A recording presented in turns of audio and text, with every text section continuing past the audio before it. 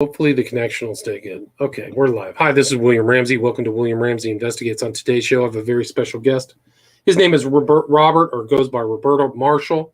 We're going to talk about a podcast that he's involved in on a subject I was very interested in. Title of that podcast is Trickster, The Many Lives of Carlos Castaneda. Somebody who was very popular in the 60s, kind of a countercultural figure, but there's also some interesting aspects, kind of a shadow world in his background, and Mr. Marshall is going to talk more about that. So, Robert Marshall, are you there? I am here and glad to be here.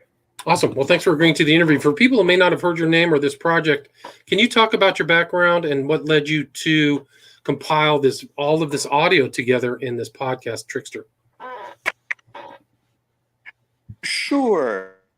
I'm a novelist, and quite some time ago, I published a novel that was kind of a coming of age novel set in the 70s with a crisis of faith theme, but the faith was New Age religion.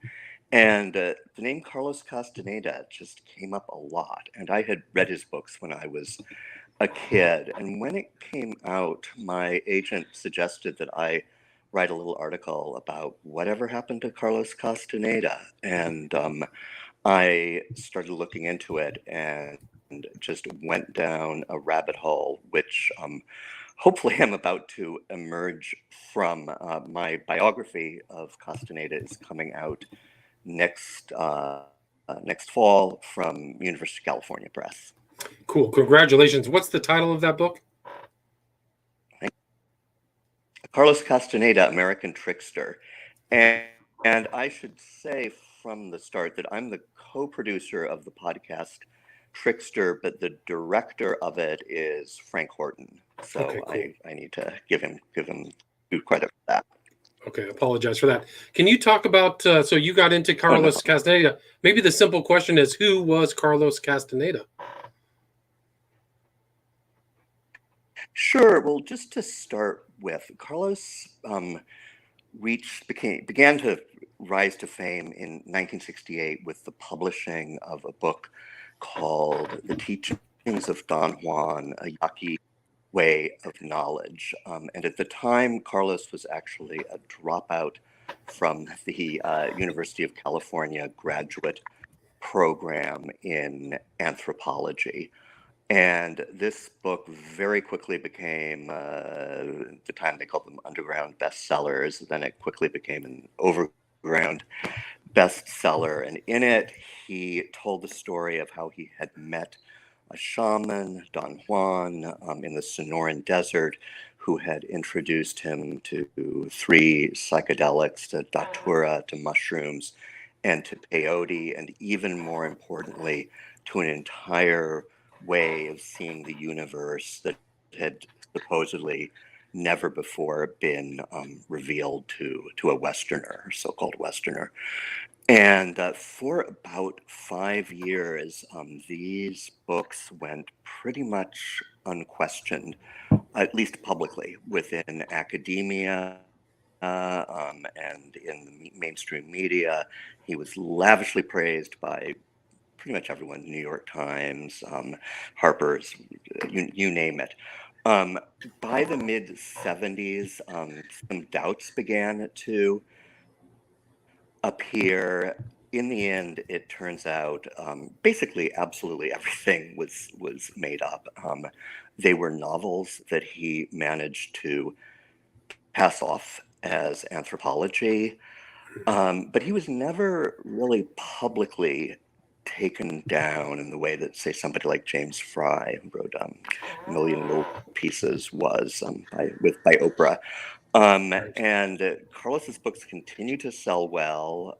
He continues to have a worldwide following. And in the 90s, he started to develop a cult in the 1960s. And I don't just mean a kind of cult in the sense of a cult following, but a real cult with mostly women who changed their names, cut off their families, most of them, not all of them, and followed him. In the 90s, that group went public. They started holding seminars and workshops. Thousands of people came to see him because Carlos was the most mysterious author in the world. He never allowed himself to be photographed. There are very few extant recordings of his voice. So when it came out that Carlos Castaneda had emerged, this was a huge thing among his followers.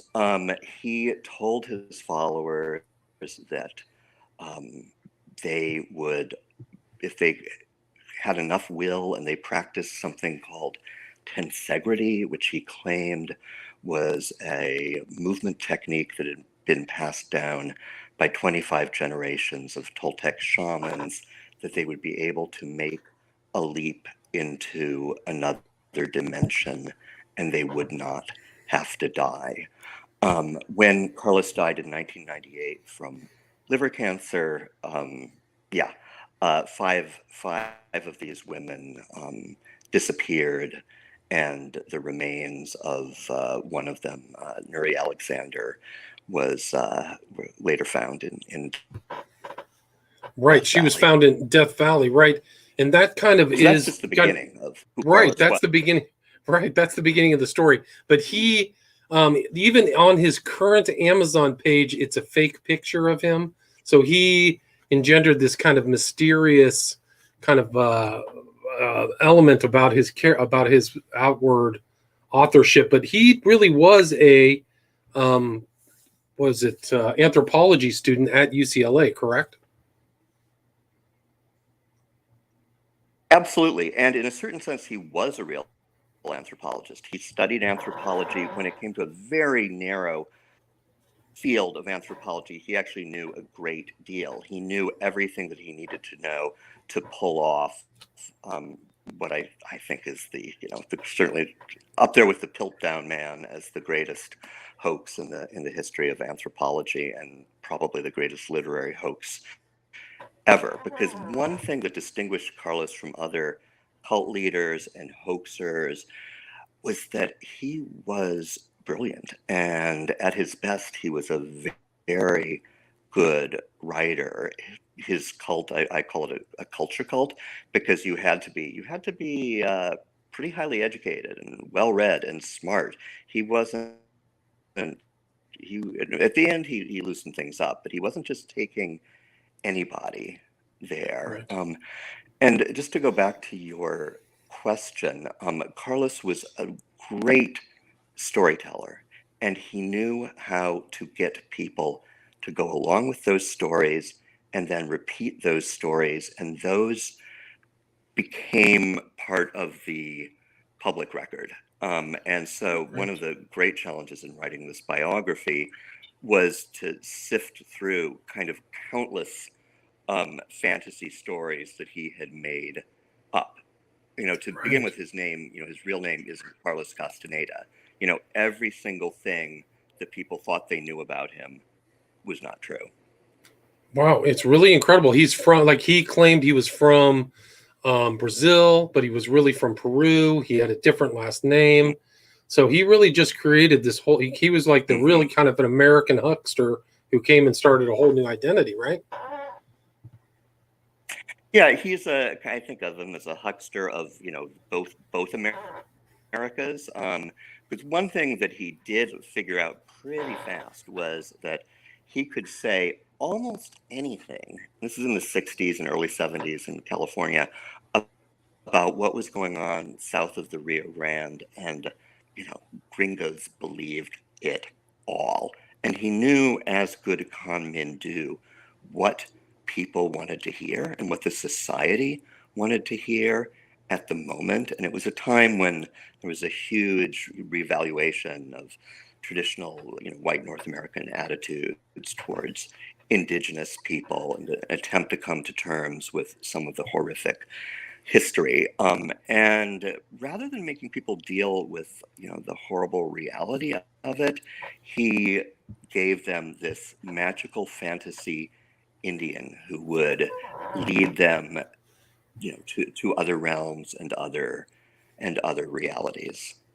Right. He called them Don Juan, right? So Don Juan was a brujo, or kind of a magic person from an indigenous magician, but also it gave them also the opportunity to see drugs as a spiritual thing, which they really wanted. So you're absolutely right that he did that.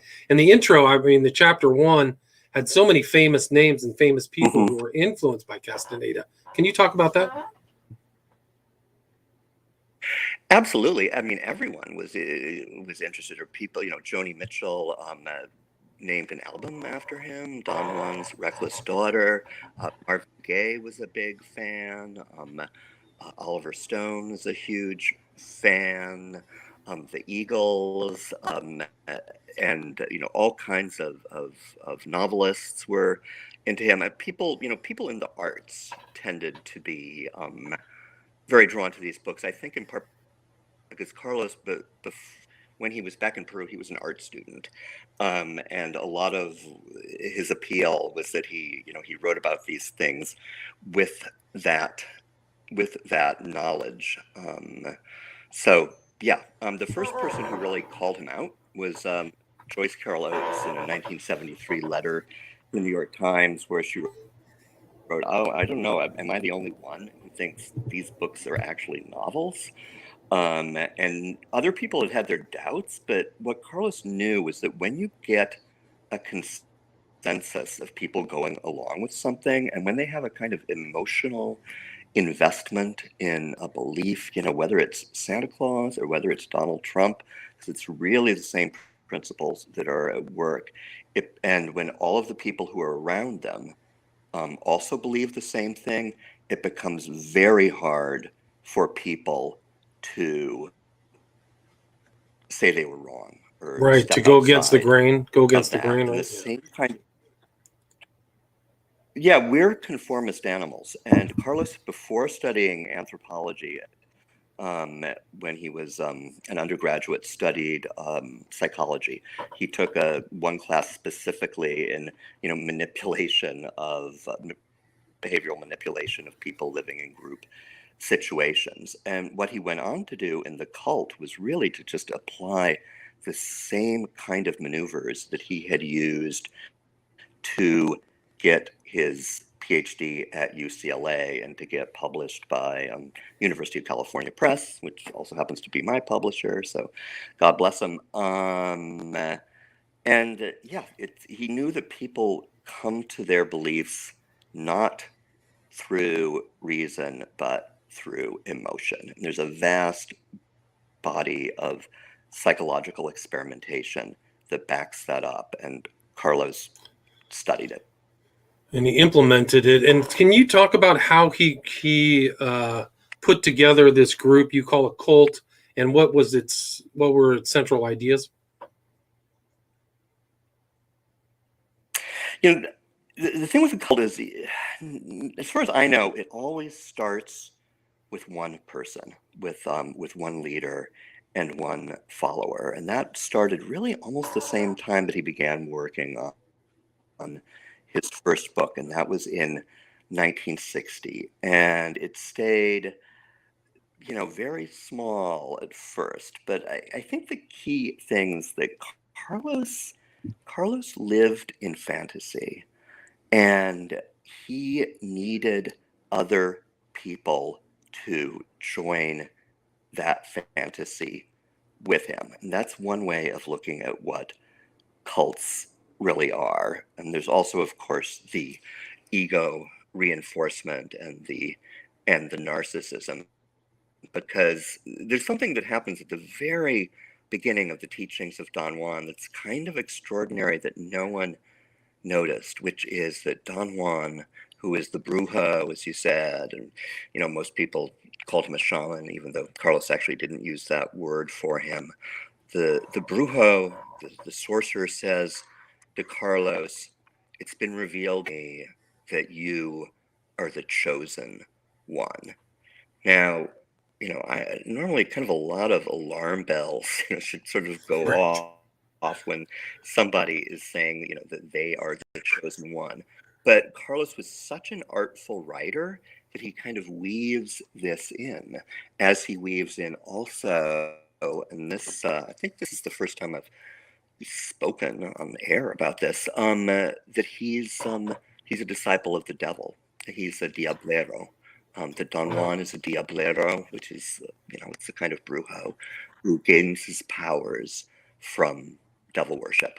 But it's so subtly done in the first books that you could easily overlook it because there's all of this other magical, amazing stuff going on. In the later books, which were, they sold well. They were all almost all of them were bestsellers in the New York Times. Right, millions of copies, they right? didn't Millions have and millions of copies. Massive. Oh yeah, easily. I mean, there's no way to know exactly, but long time ago, they passed 10 million copies. The later books are, just to put it bluntly, they're really crazy. Because at first he wanted to have academic credibility, so he, was very careful, and it's all longer that he stayed within his own kind of fantasy world and developed this cult around him that reinforced him. The deeper off into it he went. Would you consider that going into the occult? Going into the occult, did you say? Yes, occult. Sorry, I didn't quite hear the question. No, it's okay. I'm just saying, like you say that in the beginning he was a diabliere or a devil worshiper, but as he got later on, did you feel like that devil worship was more emphasized in the later books?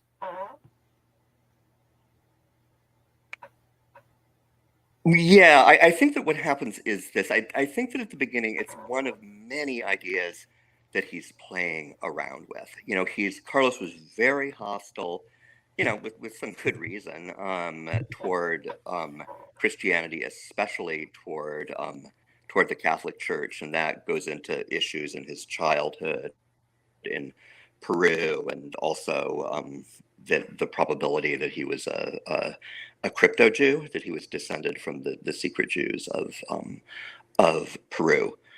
But as what happens in the at first he's riding high, he's on the cover of Time magazine, everybody wants to meet him. He couldn't be bigger, and it happened very suddenly.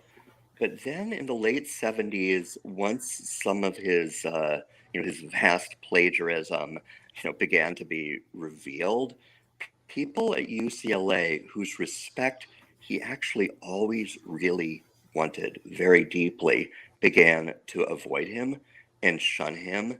And he read his reviews. He knew what was going on in the culture at large. And I think this took him into a dark place where some of the ideas about devil worship and Don Juan being a diablero, which may have been kind of more playful or not necessarily totally committed to, by the end of the 70s, he was very serious about it. Wow. Fascinating. I didn't know that. And so what happened after he kind of got exposed in the late 70s? How did Carlos Castaneda's life progress from there? Well, the thing is, because nobody knew anything about him, it was possible to project and imagine all kinds of, mysterious things going on. For the most part, he was living in Westwood, about a 15-minute walk from the UCLA campus, in this house with first they were called, he called these women who were his followers, first they were called the Winds, later he called them the Witches, and he I think had a kind of fantasy of establishing this sort of alternate academy, and he slowly began to gather more followers. He was always very busy having a career as a compulsive seducer. That's, it would require an endless book to chronicle all of that. He was definitely some kind of sexual compulsive. So he's busy with that, and he loved to just play mind games on people. That took up a lot of time, and he was writing. He was a prolific writer. And I think in a way, what led to him taking the cult public and having these workshops and making it a much more theatrical project was simply the need for excitement and the need to, keep his followers excited. There's always a thing with him of like, oh, something amazing is right around the corner. It's something incredible is going to be revealed. And that's in the books. And it was true in real life too.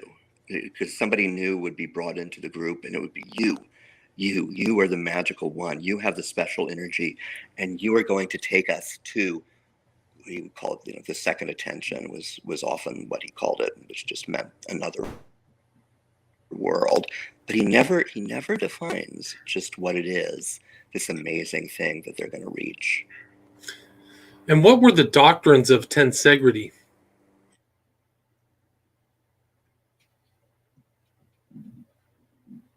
God, that is really hard to say. I can say it gets very abstruse. One important thing about Carlos was that his mentor was a fellow named Harold Garfinkel, who was a professor of sociology at UCLA, who was some people say is one of the top 10 sociologists of the 20th century. This gets into some pretty abstruse stuff, but the gist of it is that we assemble our own realities.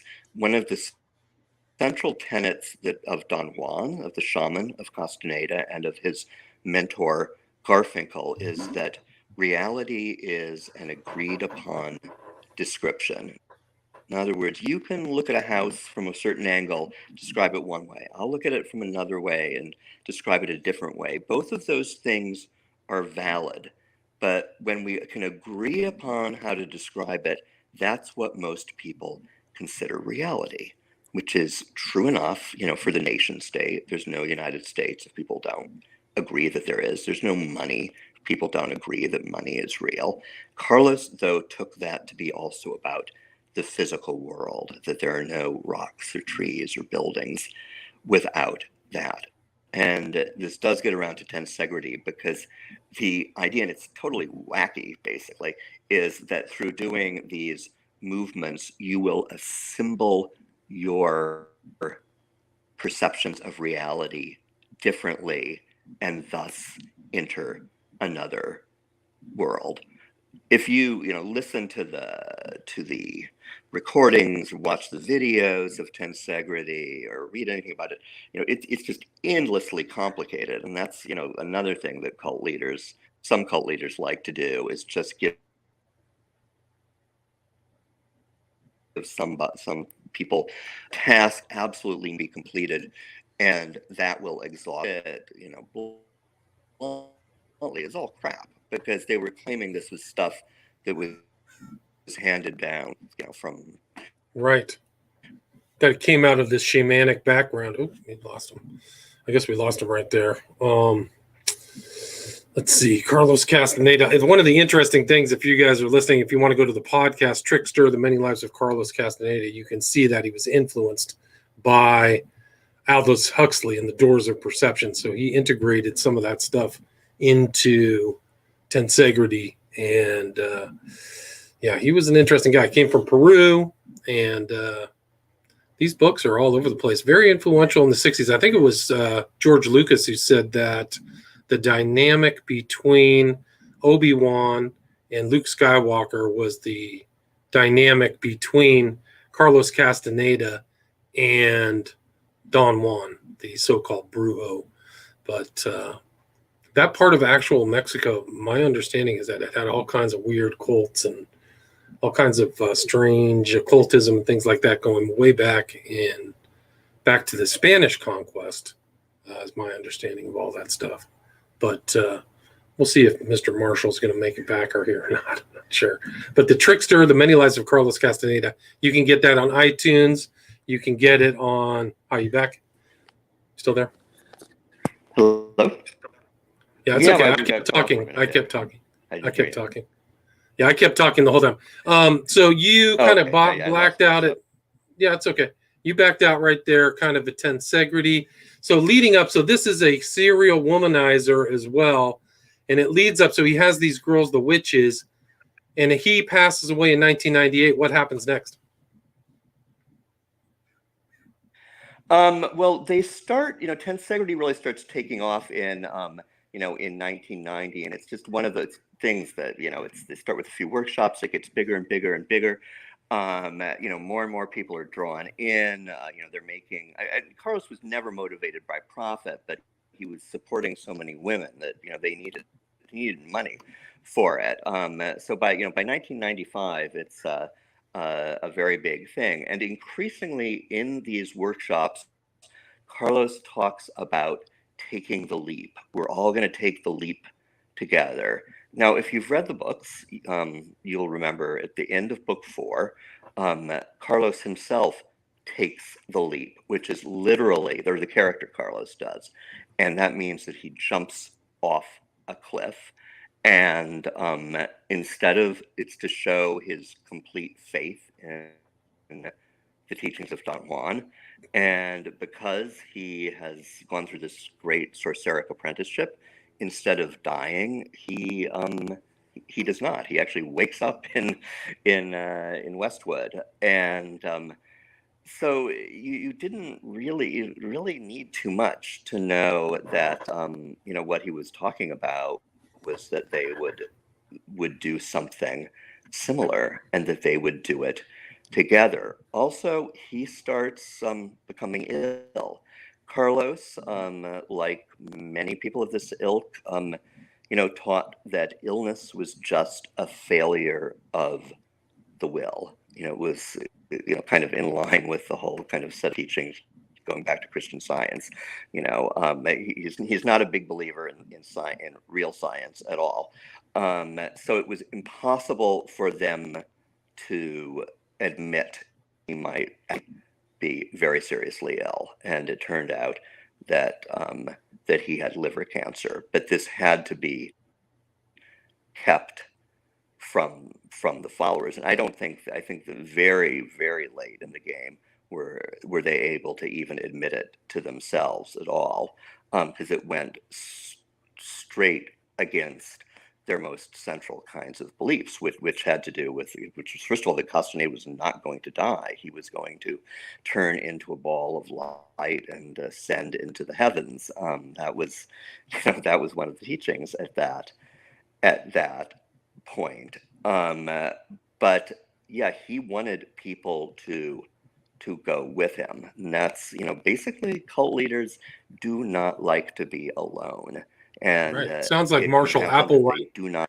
Marshall Applewhite of what's It's, that? well, Boy? Applewhite was exactly in 1997, was really a year before, and Wow. they're these chilling records of, they're joking about it and saying, oh, we're not that cult, but Carlos was fully aware of that. It's Wow. I think same thing happened on a vastly larger scale with Jim Jones or with Koresh. Yes. They know The they're going Solar down, Temple. I don't know if you've and ever they heard of the do Solar not want to Temple. go down alone. Right. Oh yeah, oh yeah, and I think it's true, if I may say so, of Trump too. It's like he was willing to bring down everything, rather than go out in humiliation. If he could get away with that. And but finally he died. Then there were 5 women, and 2 of them were his witches. There was one of the witches, at the last minute decided not to go, and Carol Tiggs, she went on to become the kind of ethereal mother of the cult, which still continues to this day and still teaches tensegrity around the world and in Southern California. And then 3 other women, including Nuri, who is, I mentioned earlier, who was his adopted daughter and also one of his, countless women that he was, I won't say his lover, that's a little too generous, women that he had sex with. They disappeared. her car was found in Death Valley pretty soon after, but the skeletal remains were not found until 2003, and a positive identification wasn't made until 2006, which was just about when I started to work on this article about whatever happened to Carlos Castaneda. And I somehow chanced upon this, and I was like, holy shit, this is a really intense story. And one newspaper in Nevada covered it, nobody else did. It just went completely unremarked on. Wow, fascinating. So these women disappeared, and has anybody researched it or found out whatever happened to them? Lots of people have researched it. The most important things I think to know is that after many attempts to find anything, there's no trace of any kind of financial activity on their part. And these were women, for the most part, who had been with him, one of them from the early 60s on. They did not have any other skills other than to be, a magical being, which was, part of the appeal. You got to be, a witch, you got to be this very exciting being in this world. But that was their job, and you're middle-aged, late middle age, you're suddenly supposed to go out and make your way in the world with that. That's a challenge. The other thing is that they did not in particular get along with each other. It was always a thing of kind of who does Carlos, love the most, or who's in the golden light at the moment. So, I cannot say with certainty that they committed suicide, nor can I say with certainty that they went to Death Valley. But the other overwhelming thing is that if you listen to or read the transcripts of these workshops and seminars, there's basically endless talk, if you can know how to decode it, about suicide. They don't call it suicide; they call it taking the leap. But there's just pretty endless evidence that was the plan. So I don't think it's too out there to conclude that. And they could, it would have been very difficult in a way for them not to have done it, because it would have been impossible within the inner circle to say this is a really bad idea, because you would have been thrown out. And they had been trained for years, not to do that. And in a cult, you're tricked. People don't join cults because there's a sign that says, hey, it's a cult, I want to join. They join because they go to a meeting of something, they're in the wrong place at the wrong time, they're targeted, and the leader or the leader's minions, they practice love bombing. They will tell this person how amazingly special and wonderful they are. We all like to hear that. And he did the same thing with his UCLA professors. He told them their theories were being validated by a mystical Indian. They loved it. And then you get people addicted to this kind of love bombing. And then you tell them to really be with us, you have to leave your parents. You have to leave your boyfriend. And then you've got them. And do you know how many people he accumulated into his cult? Really yeah, it's sad. It is sad. Do you know how many people he accumulated? It's really hard to say, well, because there are many different kind of layers to the onion. At one point I did a whole kind of map of the cult, and people came in and out to a certain degree. But let's say by the end there are about 100. I'm saying this on the radio. I'm not sure I actually should, but that are, if not the very core group is small. It's about 15 people, and then there's about 100 people circling outside of that, and then there are a few thousand people who come to the seminars and to some degree are following the path, and there are a lot of people who never even, meet Castaneda or the witches who are following the path on their own, because he says to, cut off these attachments in his books. And people think that by doing this, they're going to, find Don Juan, and all of the terrible problems they have will be solved. And he left a substantial estate, correct? Not really. No, that is an urban rumor. People thought he had a ton of money, but supporting, he was supporting like I don't know, quite a few women at the time of his death. It had been for years. The books were not selling the way that they used to. He owed a ton of money to the IRS. He had an estate of about $400,000 when he died, which I think was probably a massive disappointment to those close to him. People thought he had millions and millions of dollars, but he did not. Well, where can people what's the best place for people to find and listen to the podcast, and when can they expect to see your book? Yeah, go to www.tricksterpodcast.com. That's tricksterpodcast.com. And for the book, well, I'm in the middle of changing my name, like Carlos and so forth. But you can go to my traditional website, which is www.robertmarshall.net. There will be a new one soon, but it will direct you there, or just write to University of California and say, hey, when's the book coming out? Right. It should be next September, but gotcha. These so it's things Robert never quite happen on time. True. robertmarshall.net. And do you have social media if somebody wants to reach out to you, or email? Yeah, I'm on Facebook. I'm on Facebook. I'm on Instagram, and I'm on Twitter, but nobody follows me. So maybe this will be the beginning of something. And I'm so not on Twitter. I'm not even sure what my handle is. I think Gotcha. it's Diaphanous NYC. Gotcha. And you have on your website, you have a contact information. Maybe there, I can send you the right thing. Sure, whatever you want. You can send it. Yep. I'll put it in the show Absolutely. notes. I'll put it in the show I'm notes. happy to hear from people. Cool. And it's Robert Marshall, and the podcast is Trickster, The Many Lives I of... should know that, I guess, right? Yeah. Trickster, The Many Lives of Carlos Castaneda. Thank you so much, Robert. Trickster Podcast. Trickster Podcast. Yes, and it's a great podcast. Thank you so much, William. It was very fun. Yeah, cool. Thanks so much. Appreciate it. Okay. All right, take care. Bye-bye. All right, you too. Bye-bye.